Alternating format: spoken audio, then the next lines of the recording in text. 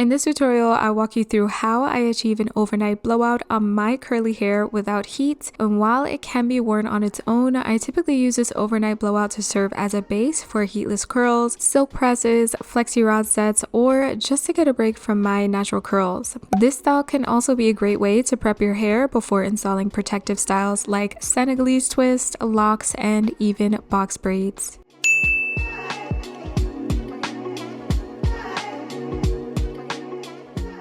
This no heat blowout works best on clean hair without any buildup, so I shampooed my hair with my 𝐁𝐿 shampoo to clarify my curls, starting on a clean slate. To sustain a deeper level of moisture, I used my honey and sage hair mask. Anytime I'm over manipulating my hair, this is the mask I tend to reach for because it's got a ton of natural ingredients that strengthen and protect the health of curly hair. I rinsed it out after leaving it on for about 30 minutes with heat. In order for this overnight blowout to fully dry by morning, it's essential that we towel dry our hair to soak up some of the water. Now, leaving your hair soaking wet won't yield the same dry time as when you towel dry it first. The towel I'm using is this microfiber towel I got from Amazon. It's very smooth and it doesn't rough up the cuticle or cause unnecessary frizz. With my favorite detangling brush, I'm using the pointed end to divide my hair down the middle, splitting it into 2 sections. The number of sections you do is entirely up to you. If you've got a lot of hair like me, splitting it into 2 is ideal, but if you have less dense hair, then you could work in 1 large section. Depending on what style you intend to use this blowout as a base of, dampen your hair with the right products. It can be aloe water, a heat protectant spray if you intend to use heat after, or a water-based serum. I intend to leave my blowout as is, so I'll be using my curly hair serum, and if you experience a sensitive scalp like myself, this serum is very soothing and it keeps it nice and healthy. I'm applying a little bit onto my ends and then working my way up to my scalp, and although this blowout works best on moist hair, be careful not to get your hair soaking wet. It just needs to be damp to work. After my serum is applied, it's time to seal it in with some oil, and 2 to 3 drops is more than enough for each side. You can use any oil of your choice so long as it's lightweight. I wouldn't recommend coconut oil or castor oil because they slow down the air drying process quite a bit. A few lightweight ones that do work well for this style are avocado oil, jojoba oil, and grapeseed oil. When I first began experimenting with this style, I found that using a gel to hold it in place was essential for getting the smoothest results. You could use fresh aloe gel or store-bought aloe gel. It's an excellent option for creating hold without being too heavy. The gel that works best for me is homemade flaxseed gel. It's lightweight, it dries quickly in comparison to other gels I've tried, and I'm applying it from root to tip, but I'm also making sure to use it sparingly to not cause any flaking. Once your gel is applied, comb through to clear your curls of any knots and then tie it into a low ponytail. To avoid it being too tight on the hair at the nape of your neck, tilt your head forward as you apply your hair tie. For the smoothest ponytail, first go through with a tangle teaser, then follow up with a smoothing brush. You'll want to get the top portion as smooth as possible so that it's going to blend well with the rest of the blowout. Next, grab a soft hair tie, and I cannot emphasize the word soft enough. Please do your best to use hair ties without metal pieces. Those types of hair ties will cause a lot of breakage. At the top only, I'm adding a little bit more gel to hold it in place.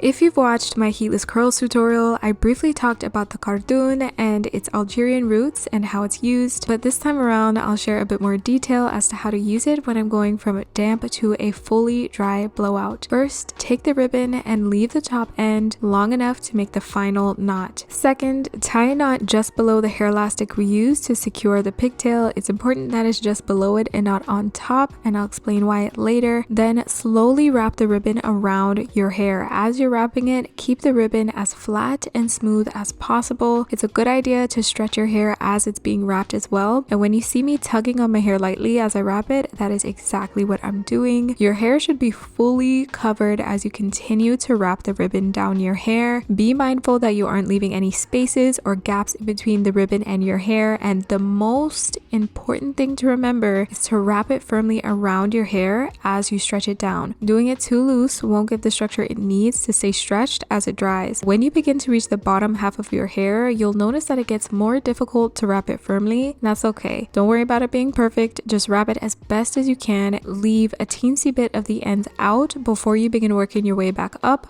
wrapping the same exact way as you began. Once you reach the top, tie it into a bow so that when it comes time to take it out, it is easy to unravel. Now, one side is fully mummified, we can get to work on the next section. I applied some clips to help hold the top part of my hair, by the way, while it dried, but it didn't make much of a difference, so that is totally optional. If you choose to do this with a single ponytail, the steps are exactly the same, but with half the amount of work it takes to install two. A single ponytail is perfect for those with low density hair, also for those who have wavier hair patterns, but in my case, I'm repeating the same exact steps on the other side. Applying the same products I shared before, serum, herbal oil, and flaxseed gel in that exact order, smoothing it into a low ponytail with my tangle teaser and boar bristle brush. Say that 5 times fast.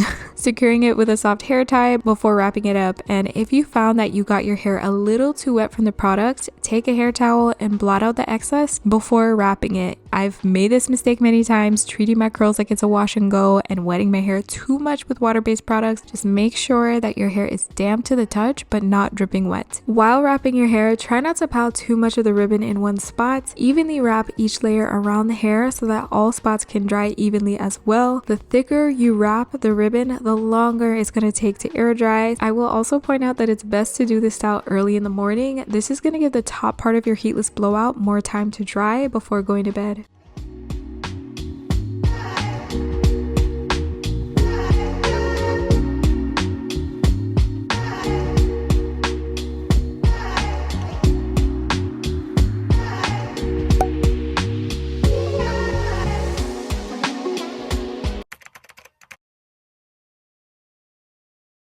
Good morning, my loves. I slept in this all night, and before I take this out, I want to give you guys a big tip. Make sure that you take these hair ties out before you go to sleep, because I learned the hard way. It hurts like hell. You are not going to be able to get any sleep. I like these ones because they're really easy to take off without ruining the ribbon or ruining the rest of the style. This stays on even when I take this off. This is another reason why I highly recommend doing this style early in the morning. That way this part of your head has time to set and it will stay stretched. I do not think it is worth it to lose sleep over a style. Everybody needs their rest, so yeah, just keep that in mind. If you do attempt this style, make sure you take the hair ties out before going to sleep. Let's go ahead and get on with the video. I bobby pinned my satin scarf to keep it in place while I slept. After taking that off, undo the bow at the top and gently unravel. Honestly, I wish putting this ribbon on was as easy as it is taking it off, but it's obviously not.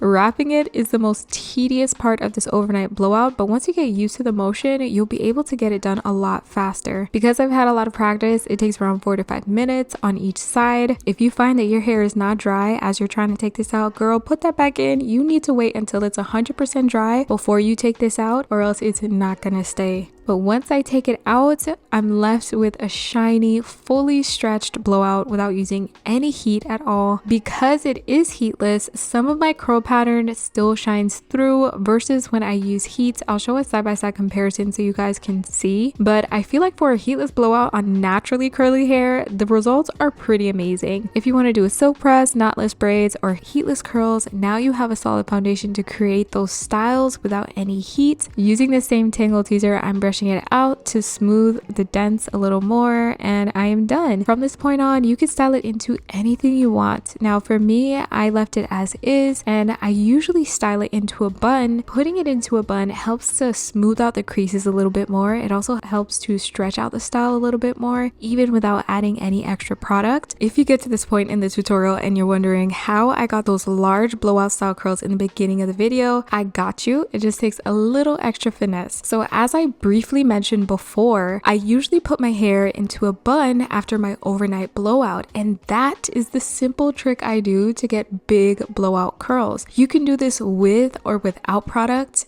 I've done it with both, and it's a good idea to note that if you add a water-based product, your hair is going to need time to fully dry before taking it out of the bun. For the quickest results though, I usually just put it in a bun without any product, leave it in for about 30 minutes to an hour, and then simply take it down. The beauty of this is that there are so many ways you can make it your own. Feel free to join the Lotus Flower fam by subscribing for more videos like this, and I'll see you next time. Your wash and go routine doesn't need to be complicated to work. Today, I'm sharing my simplified routine for a long-lasting curl definition without having to use a Denman brush. I've included a 7-day follow-up so you can see how my wash and go progresses. No re-wetting or restyling throughout the week, just a natural progression. By the end of this video, you know how I shampoo and detangle in one step, plus how I define my curls and dry them with ease. Let's get into it. To get the ultimate curl definition, style your curls in sections. I know it's tempting. You want to do it in one big blob because it seems faster, but you know what? Your hair is just not going to be defined if you do it that way. I layer 3 products to moisturize and hold my curls in place. The first being my homemade curl serum. I use my homemade serum to hydrate and protect them.